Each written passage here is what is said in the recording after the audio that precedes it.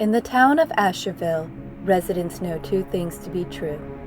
One, those who are born in Azurville die in Azurville. Two, those who die in Azurville stay in Azurville.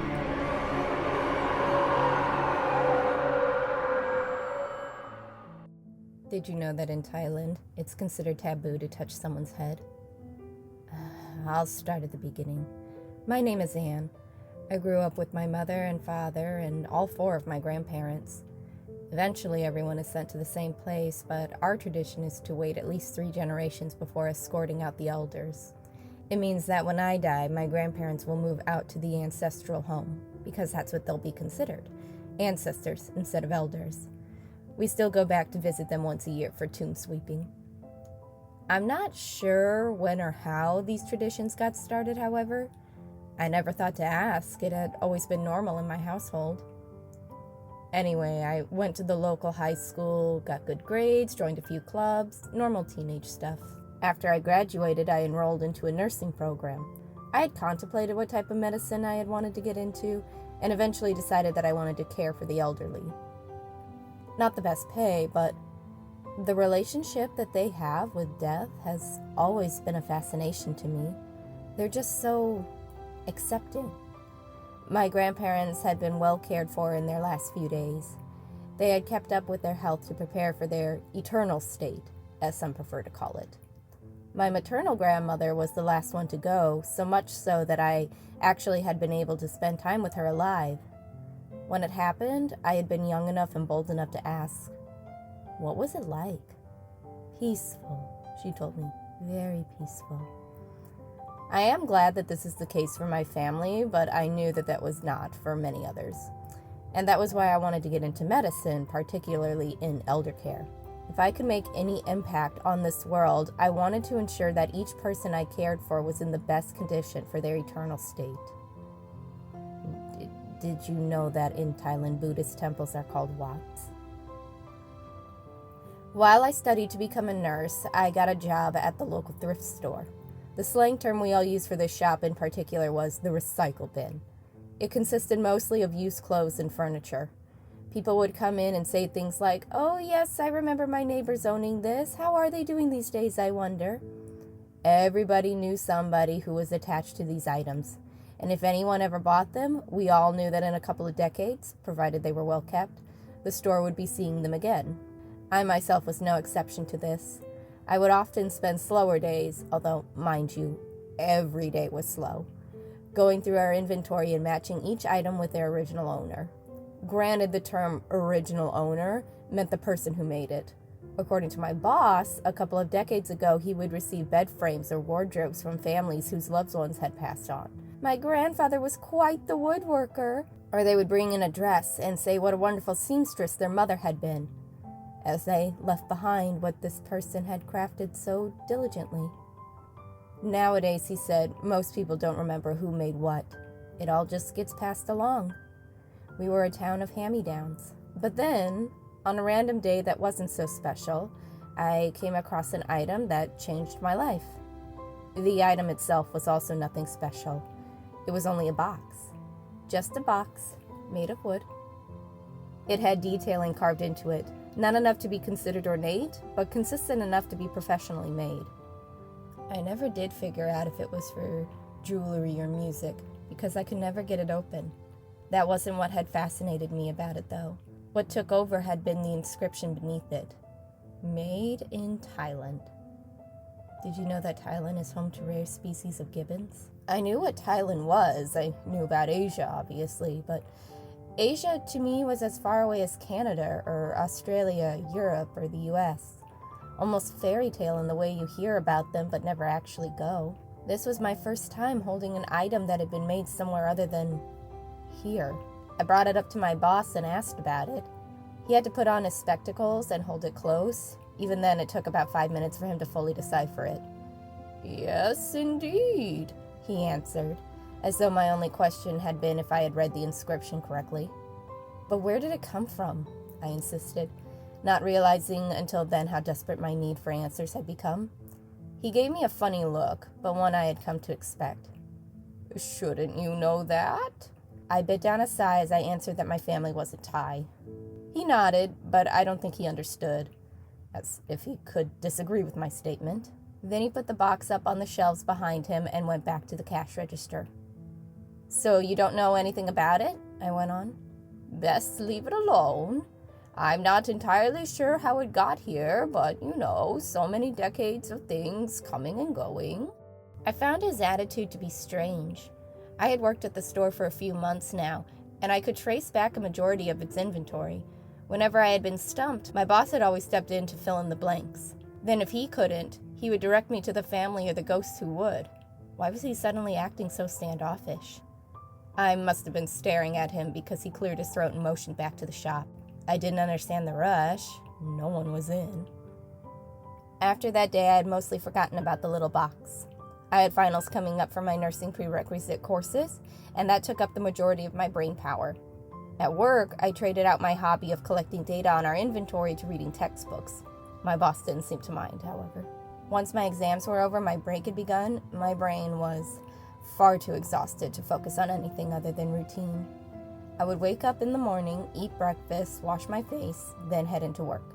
Then, one day, a woman came into the store. I was sitting near the back, almost hidden by furniture in the corner. I normally don't interact with the customers unless my boss directly called for me.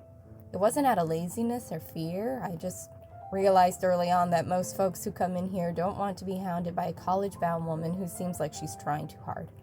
Ah, Patricia, lovely to see you again. Yes, Marv, you as well. And how is your wife? They prattled on like that for a while, to the point where I started to zone out again. I think I had found an old jigsaw puzzle and was about to finish up the border when their talking piqued my interest once more. It's my anniversary next week, and I need a nice gift for my husband.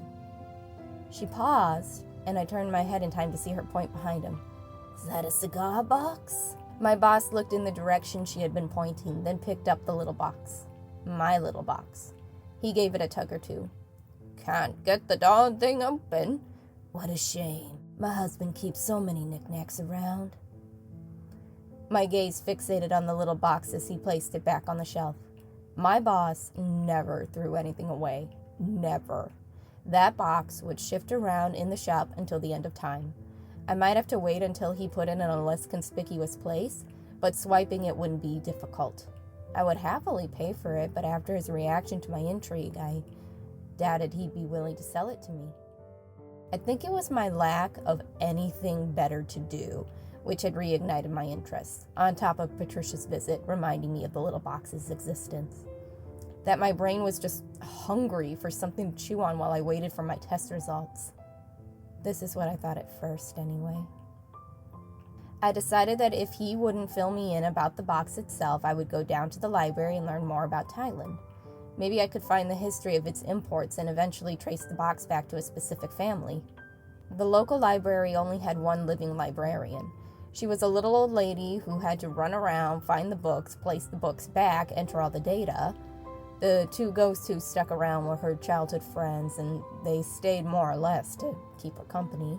So I was surprised when I recognized an old schoolmate of mine behind the information booth. Can I help you? She asked, her eyes glued on a document she was writing on. Hey, Jessica. Oh, hey, Anne. How are you? We hadn't been close in school. We shared classes, and one time we were partners for a science project. But still, she had been cool enough. We talked for a brief amount of time. I didn't have much to update her on, just my exams and that I was working at the thrift shop. It was apparent that she was spending the summer helping her grandma at the library. You're lucky you at least get paid. I was about to say not much before realizing that any amount I mentioned would be more than hers. I was going to ask about her sister Suzanne and how she was doing, but decided to switch the subject by getting to the point of my being there in the first place, and asked her if there were any encyclopedias or consensus which I could browse. She nodded, flipping through some more note cards. What exactly are you looking for? Information about Thailand, I answered, which made her raise an eyebrow. I guess it was a rather specific topic, and Jessica at least knew that my family was Chinese. That is, it's for a paper. You see, Thailand has medical advances. Before I could continue my lie, Jessica got up and led me down the hallway into a set of shelves. She pulled out a couple of books, with great difficulty I might add, as these were not light novels, and told me that if I needed anything, I could come grab her. I took my haul and sat down. The first book was general information regarding Southeast Asia. I had to flip quite a bit before finding the chapter on Thailand. There were a few pages discussing their history, art, culture, but nothing regarding immigration or imported goods. I flipped through the second, and it was more or less the same thing. That was odd. I could have sworn that we learned in class about how some people from different countries would move around. That was how we all came to be in this town. That was the case with my family anyway. Our ancestors had come from China to Azurville. I briefly entertained the idea of asking them if they possibly knew anything about Thailand in particular, but they might not be so keen as to recall. I took out a small notepad, which I had always kept in my pocket, and jotted out a few details I had found interesting regarding this country. Knowledge was power, after all. Still, though, the library should have had more on this. I was about to give up in frustration when from the corner of my eye I spotted something. It was glinting off of a nearby window, and I realized quickly that it was a globe. I walked over to it and gave it a spin. One of my geography teachers used to have these back in middle school. I remember that we used to spin it over and over again rather than try to retain any of its information. I did as much now, albeit at a slower pace so I could read the names. When I turned it to Southeast Asia, I ran my finger down its curved siding until it landed on Thailand. There it was, the secret to my mystery box. I thought about what I had learned that day about its culture and its people, feeling some strange connection to it that I hadn't before. It wasn't just some name on a globe, it was a real place. Then a crazy thought crossed my mind. What would it be to go there? No way. I've never even left town before. What would I even do there? Go up to one of their thrift shops and ask about a stupid box? Was it truly that important to me?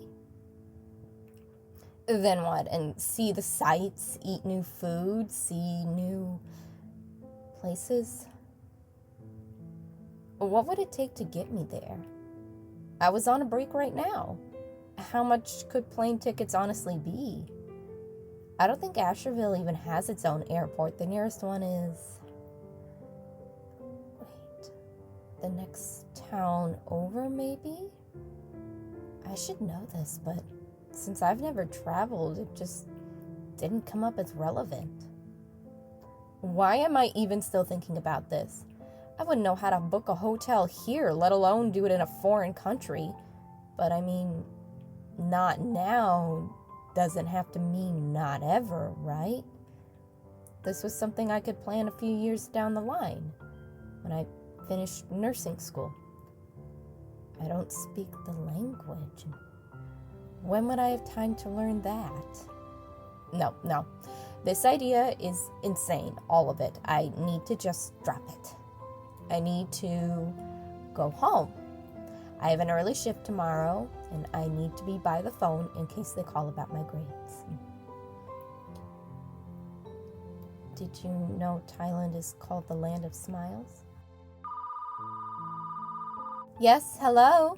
Is this Anne? Yes, this is her speaking.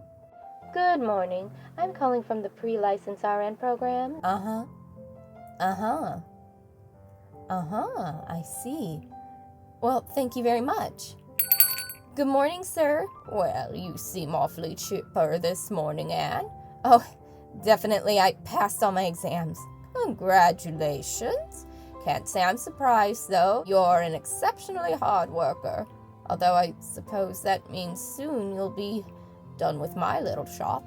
I still have more time, but yeah, pretty soon. I know. I'll miss you, though. You really have a way of brightening up these dreary walls. Sometimes when I look at this collection of things that I've seen come and go over and over again, and I think it's enough to drive me damn near insane. Sir, are you okay?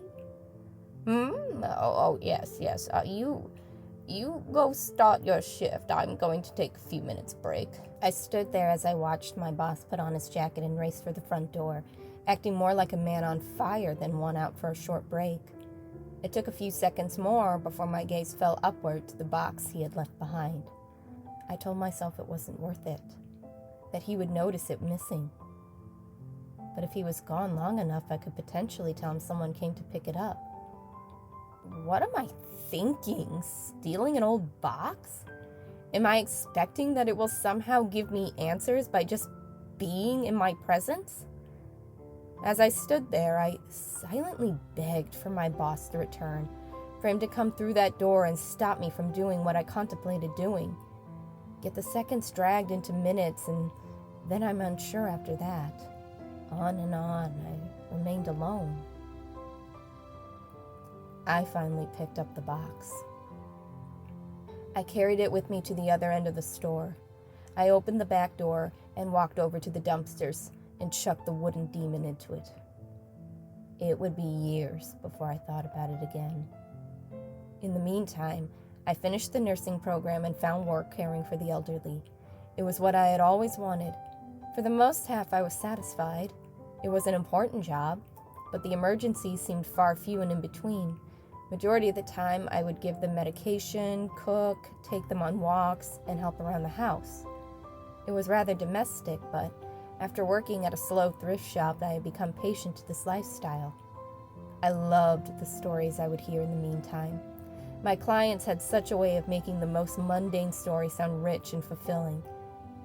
After a while, though, I began to notice how much these stories blended together, how everyone seemed to know everyone, how they all married one another with the only surprise being who ended up with who. I started to ask if they had ever traveled, but I was met with the same answer each time. Never got around to it. Thought about it, but life becomes too busy. Then I started to ask if any of their friends or relatives had ever traveled, but the answer was also always no. My clients came from a variety of backgrounds. They would tell me their ancestors had come across lands to here. My clients came from a variety of backgrounds. They would tell me how their ancestors had come from across the lands to here too. But then no one in their family seemed to have left since. This stirred something inside me, but I couldn't quite put my finger on it. The anxiety felt familiar and it scared me. I eventually dropped the subject entirely and focused more on the medicinal side of my career. And then my next assignment came up. I was to care for a woman named Patricia. I didn't recognize her until I walked into the house. She must have sensed me looking at her because she also squinted her eyes at the sight of me. "You look familiar." As she said this, I realized how common of a phrase that was in this town. "Marv's thrift shop." She snapped her fingers and nodded. She laid back down on her bed, so I asked what the daily routine was and if she had any medication prescriptions. "No medicine. I die when I die." She wasn't the first elderly in my care to have this attitude. My pity for them never ceased, though. The years of neglect and decay on their youth left them too apathetic about their current state to worry about their eternal state. Patricia closed her eyes, and as she slept on, I swear I could hear her murmuring, "Why did you leave? Why did you leave? Why did you leave?" Days at Patricia's household were pretty typical in my line of work, even with her being temperamental about physical therapy and everything. "So this is your job after the thrift shop, huh?" she went on one morning as I switched out her bedpan. "You thought cleaning up after old people would be better prospects? Gone from old things to old folks?" No, this is what I've always wanted to do. I grew up around the ghosts of my grandparents, and seeing how happy they are because of the quality care they received in their final years made me want to give that opportunity to others. "Were you the one caring for your grandparents before they died?" "Well, no, but most of them passed before I was even born, so..." "Then what makes you think you're giving quality care?" I nearly dropped the bedpan. She wasn't the first client to give me attitude, and she wouldn't be the last. I knew her bitterness wasn't towards me, not really. She was frustrated about her situation and she was taking it out on me. Best thing to do was finish up and leave quietly. Later on that day, I cooked her up a light supper. She perked at the food. At least my cooking was something she never criticized. When she was in better moods like this, I would ask about herself. You grew up on the farm then? Yes, born and raised in this house. So you never left? Never did any traveling in your youth? Nope. I'm more of a homebody even before I got old. This is my family's land, you know, and I gotta be around to take care of that. You can understand, right? I nodded. I could. How about you? What about me? Do you travel? You're young enough to. Not yet. I think I might like to, though. Where were you thinking of going? I bit my bottom lip, chewing over the thought. I hadn't contemplated my own travel in quite some time. Not since I had been at the library that one day. Thailand. Is that where your family's from? I had anticipated the question, but I tried to shrug it off. No, it's just a rather fascinating place, like how they were the only country in Southeast Asia to have never been colonized by Europeans, or how... Don't get what the fascination is. People are people no matter where you go. Can't be much different from here. No, that's not really the case. They have a whole different history, different culture. So, why leave a place if it has everything you need? You said your family's not from there, right? Then what's so important about Thailand that you gotta leave? Was it just me? Was there something wrong with me, and that's why this subject kept coming back up in my mind? Why did I want to leave so badly? I didn't hate my job. I loved my family, so... Then I recalled what it had been like to hold the box in my hands. The acknowledgement that this was something new, something that hadn't been made here. There was a whole world around me, and this town felt smaller and smaller every day. I wasn't trying to leave something behind. I looked at Patricia then, sitting in her bed, a woman who needed assistance getting out of it. That could very well be me one day. Well, she demanded, and I realized I had never answered her question. It's not that I would leave forever. I would just like to take advantage of being able to go visit places while I can. So unnecessary if you ask me. I was born here, I'll die here. Might as well be in my own bed. I think just staying in one spot would drive me crazy. I didn't realize I had said those words out loud until Patricia slapped her silverware onto the plate. She held it out to me, practically shoving it into my chest. I'm taking a nap. That night, I went home and cooked dinner for my parents. This wasn't unusual, but I was mentally exhausted. My grandfathers were in the other room, yelling over politics. My paternal grandma was watching television, or rather, she sat in front of the TV while taking a nap. My maternal grandma preferred to walk around the garden and watch how the flowers and fruits were coming in. She stepped into the kitchen as I continued to cook. She sniffed deeply. Needs more garlic. Okay.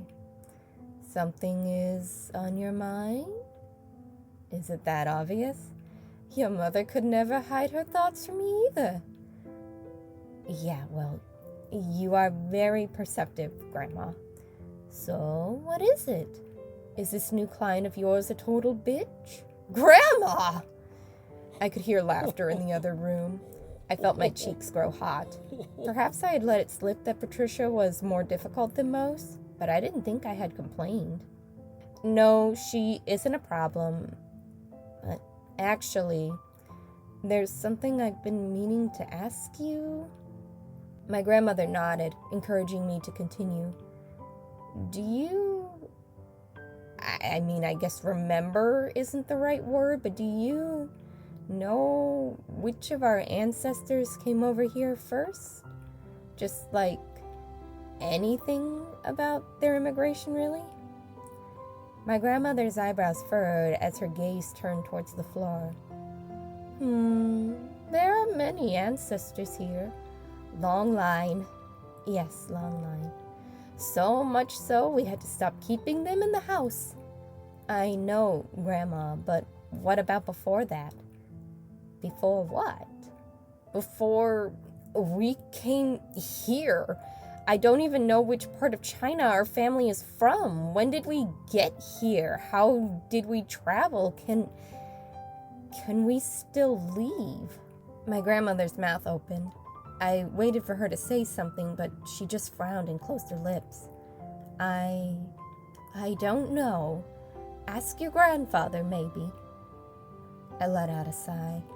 That was her solution to everything when she didn't have answers to, but my grandfather was very rarely a qualified alternative. It wasn't worth pressing her about it, however. I thought about maybe going to our ancestral home, see if I could get answers myself. Surely our oldest ancestors would still be here. That might be a problem, though. I spoke fluent Chinese, and they were all aware we were family, but the line of communication throughout thousands of years had stretched thin. They might not even understand my dialect. I decided to go back to the library again and try to find any more information.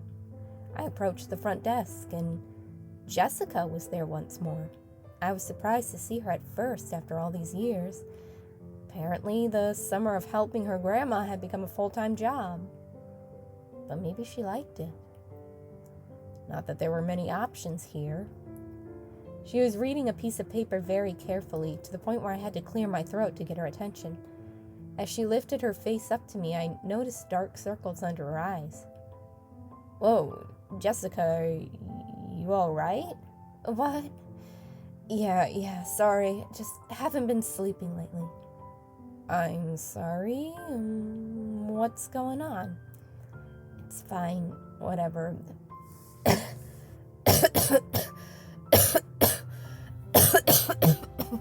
Jessica, do you need some water? Should I get someone? Oh, no, I'm fine. Easy peasy lemon squeezy. What do you need? I just need to look up some information about Asia again. More on Thailand? She told me about that, you know. Well, sort of. What do you mean? I prefer books with lots of pictures. But if you need any of those boring, lame textbooks, they're down the hall to your left. I guess you haven't gotten any new inventory since the last time I checked? A couple of years back? She just shrugged. I don't mean a simple up and down. I mean her shoulders lifted up almost to her ears. The way she rolled her eyes and smiled, she almost reminded me of a cartoon character. I didn't know what to make of her behavioral change, but at the moment it wasn't my priority. I walked backwards, however, not taking my eyes off of her until I turned the corner. I peered up at the books, but when I recognized all the titles I had read prior, a strong sense of defeat washed over me. My search was over before it had even started. I walked over to the globe and rotated it until my fingers landed on Thailand. Now, just how far away is that from us? It was a question which I felt I should have asked earlier, but it only now crossed my mind. I shrugged and began to rotate it once more, looking for Azurville. Except that this globe didn't show cities. I would have to look for our country, and then... Maybe I'm just tired or something, but I cannot remember the name of our country. Which is, of course, ridiculous, right? Even kindergartners know their country. That's one of the first things they teach you. I couldn't be that stressed out, could I? What was even stressing me out? Why can't I remember where we are? It's not there. The thought was so intrusive, it was almost as if someone else had spoken. No, I just haven't found it yet. I checked again and again. My eyes scanned over every country and continent, but maybe it's a mistake. This globe doesn't show cities, so... I ran back to the shelves and ripped out atlas after atlas, throwing them all onto a table and flipping them open. Maps. Piles and piles of them. The scent of old paper lingered in the air as I gazed upon the yellowing pages. Some were crinkled and ripped to the point where I thought picking them up would reduce them to dust. Some had dark stains covering them. Others looked relatively in check. I ripped through each one so quickly the words began to bleed and blend in my mind. But none of those names read Azurville. Maybe they're just old. No, some of these are from the current year. My head began to swim. There had to be a mistake. The globe could be an error, but there was no way I could have checked all of these maps over and over again. I had to have missed something. Why can't I remember what country we're in? I remember so much about Thailand. Its country is Asia. It was called Siam until 1939, and how some of its major imports are machinery. Imports. That little wooden box. It had been real, right? I remember holding it in my hands, running my fingers over its peeling sticker, and made in Thailand. That's what it said. Or was I remembering wrong? How could I remember Asia, but not where we were right now? Perhaps Asia was just emphasized more in my family. That's our country of origin, after all. Thousands of years back, however, even my own grandmother couldn't remember when we had come here. Wherever here was. And that didn't explain the little wooden box. I ran through the doors. I kept on running without turning back. I knew this town with my eyes closed, so I have been here my whole life. So where were we? I ran until I made it back to my old thrift store. The bell above the doors rang as I slammed them open. My former boss was talking to a customer, both of them startled when they saw me. Anne, what's wrong? What are you doing here? Sir. I brushed past the person he was talking to. I all but grabbed his forearms and leaned in close. Do you know where the little wooden box is? What? Anne, what on earth are you? The one from Thailand. Do you know where it is? I heard the bells above the door chime again, and vaguely acknowledged that the customer must have stormed out. I saw something soften on my former boss's face. He sighed, then took hold of my hands, gently pulling them off of him. Anne, that was years ago now. I can't remember. Try. You have kept track of all this inventory for decades. I know you can remember one with an out-of-town label. I told you that it was best to leave this alone. You're asking things you don't need answered. We're comfortable here, aren't we? There's nothing that we lack in this little town. So it's real. You remember what I'm talking about, so it must be real then. And you're not listening to me. Do you still have it? You told me you sold it. What? The day I took my longer break, I came back and found it gone. You said it had been sold. The imagery of me walking out the back door and chucking the little wooden box into the dumpster came swirling back to the forefront of my mind. My body started to shake. I felt so helpless. I think he kept on talking, but I wasn't listening. I ran to the back of the store and opened the door. I hesitated in front of the dumpster, wanting answers, but not wholly willing to jump into it. I scrambled onto my knees instead, my head scraping along the pavement as I scanned underneath the bin. All I could find were plastic bags and various smells. Eventually I sat up, disappointed. That little wooden box was probably halfway across town in a giant pile of trash. How many others were like it there, I wonder?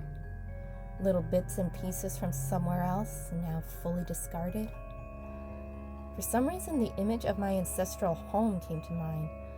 All those ghosts from my family and families who had married in, lines and lines of generations now in one compact little space. Did none of them want to go anywhere else? Was I meant to believe that in the thousands of years my family had been here, we stayed in one place? No one in all of those generations ever had time to travel? And yet I had believed that, because it was true. My family was piled up inside our ancestral home, a mausoleum, just one giant trash dump. Then somehow that little wooden box had made its way over. How old was it? How did they come to be here if our town was on no maps? I had to know. I struggled to get back up, but after I wiped my hands on my pants, I turned the corner down the alleyway. Not the safest part of town, but it was broad daylight, and it meant I wouldn't have to face my former boss again. Once I managed to climb past it, I began to run across town. I thought about every fact I knew of Thailand, how it had a constitutional monarchy. We have a mayor. I voted for her a few years back. Thailand has rice fields. We have a farmer's market. Tourism plays a major role in Thailand's economy. I've never met anyone from out of town. It was real. I am real. Finally, I ended up at the cemetery. It's strange how much smaller it looks in the day. My family and I always come up here at night because we bring candles as well as little offerings. Now, though, it was just a patch of land with big stones littered about it. I walked inside. Some of the ghosts were resting on their tombs. Others were sauntering around, and others were chatting. I mostly kept my head down to be polite. I knew where to go. My ancestral home laid in the middle of the cemetery. It was a modest size, except when you went inside, there was a staircase which spiraled down deep. Every few generations, we dug down another story or two. There was no way to make it wider. I had never been to the bottom. As a child coming in here, I used to have nightmares of what was so far down. I dreamt of blind monsters who sniffed around for flesh and blood to prey upon. Now, though, I just thought of thousands of years worth of family in the dark. I had known my whole life that I would eventually end up here. I thought it wouldn't be so scary then because my entire family would be there. From my pocket, I pulled out my house keys. I had a copy for the ancestral home on my chain.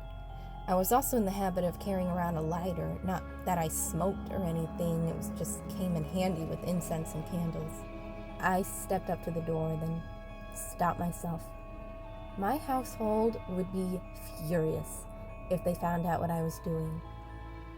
Which was what exactly? I tried again to rationalize my thoughts. Why did I want to leave when everything I loved was here? What if I left for Thailand and never came back? My mind told me to be frightened, but my heart lifted at the idea. I can't explain it. I opened the door and stepped inside. The sun spilled into the mausoleum, showing off every cobweb and dust particle. Tiny shadows scavenged away, and I tried not to think of what they were.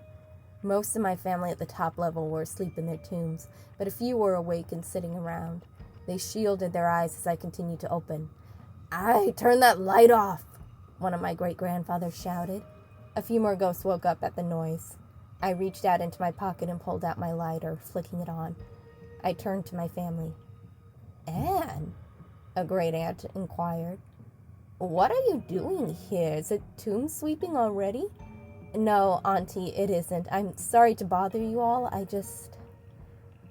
I need to speak to the first elders." "And no one in the upper levels has spoken to the first elders. Not in many centuries." "I know, but they're the only ones who can answer my questions."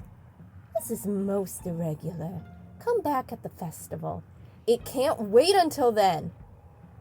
They stared at me, appalled by my defiance. I was past the point of caring. Eventually, they stepped aside and allowed me to walk up to the spiral staircase. I held my lighter out to it, looking down.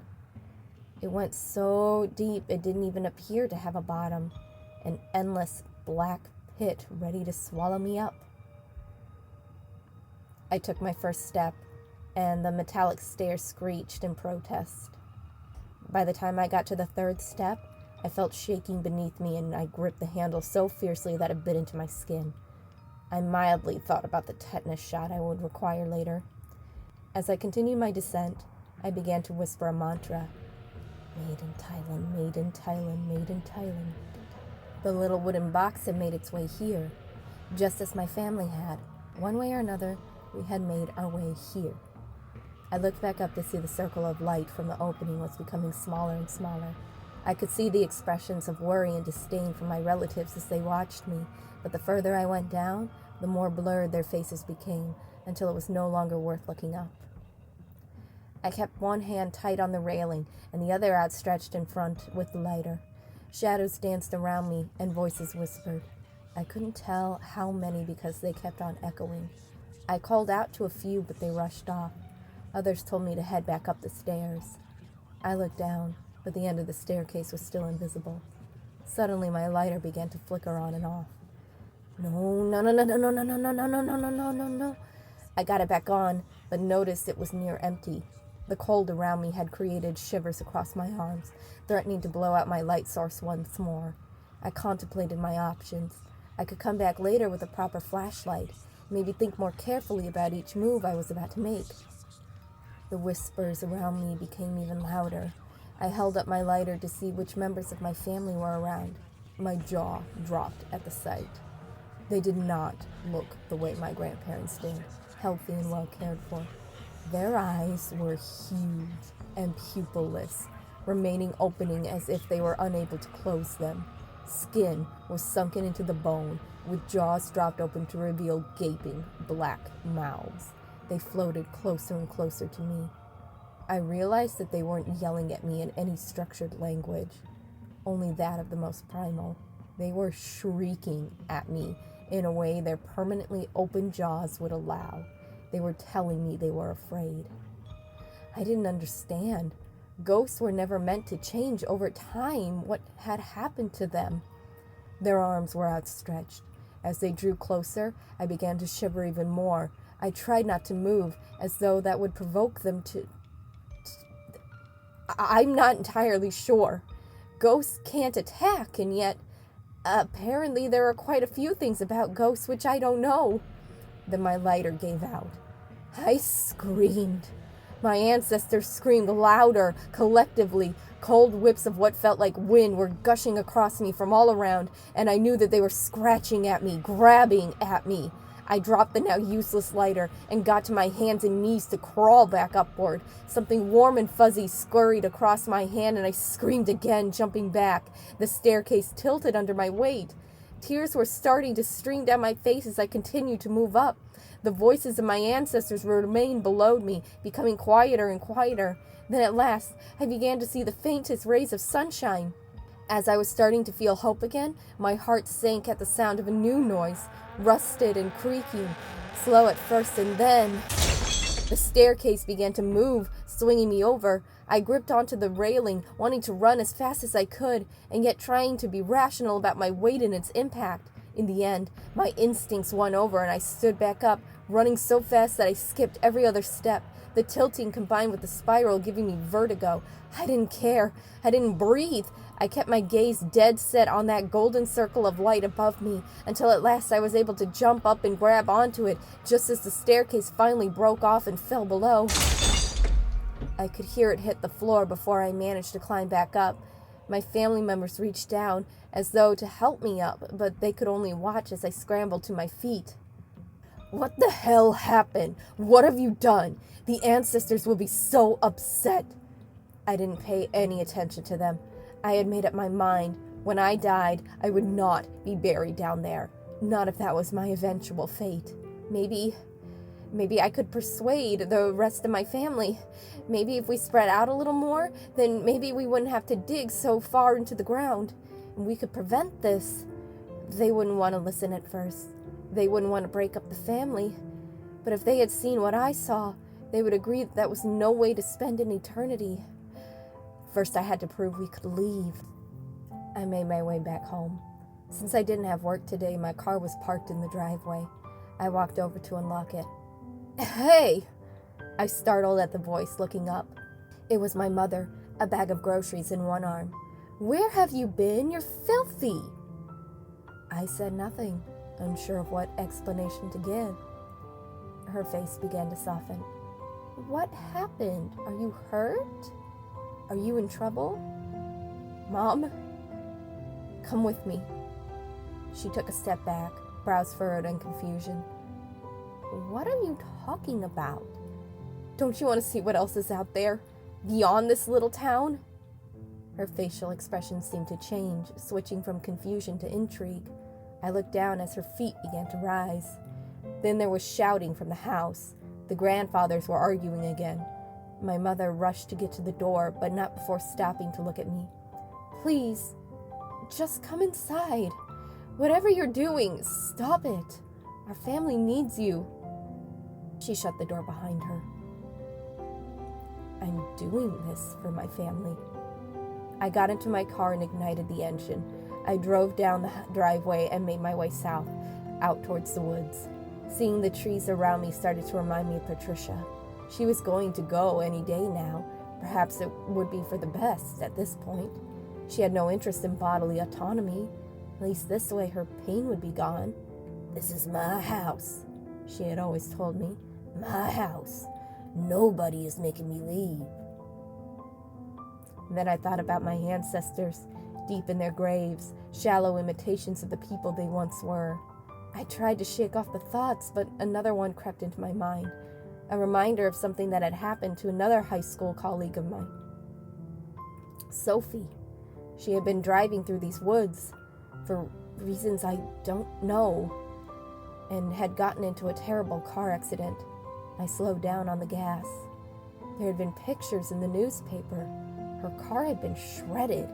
She had been out for half the night. I thought about her, cold and alone with 2 broken legs. But then I kept thinking about why she had been out here at all. Was she like me? Was she also looking for a way out? I don't actually know how big Azurville was. I didn't know how far I'd have to drive until I reached the next town over. Again, I repeated my mantra. Made in Thailand, made in Thailand, made in Thailand, made in Thailand, made in Thailand. If that little wooden box could make it here, I could make it out. I continued to drive, the only light source coming from my headlights. Another circle of light guiding me forward until it dipped down, making the roads in front of me invisible. I slammed on the brakes. I sat in that car a long time before finally getting out. I stepped out real slow, one arm behind me to keep track of the car and the other in front to investigate what was happening. I expected my hand to hit something like a wall, but then why did my lights drop down? No. Most likely there was a ditch ahead of me. I got low to the ground, rubbing my palm against the dirt. Sure enough, I reached the end of the road and into nothing. Not a ditch, just nothing. There was no road going down into the slope. It just ended and there was nothing but cold. Even air didn't seem like the right word. Instinctively, I knew not to put my face towards it. I somehow knew that I would suffocate from the lack of anything. And if I couldn't get my face through, how would the rest of me get through? This had to be just a strange phenomenon, right? A glitch in the matrix. I just needed to find a way around it. I stood up and kept my hand against the wall of nothing, my skin growing number by the second. I walked alongside it, determined to figure out where it ended. It couldn't be that far, is what I told myself as I took step after step. It couldn't be that far. It couldn't be that far. Just another step more. Surely I'll find my way around. Surely I'll find the next town over. Made in Thailand, made in Thailand, made in Thailand. If it can make it here, then I can leave. Why can't I leave? Why can't I leave?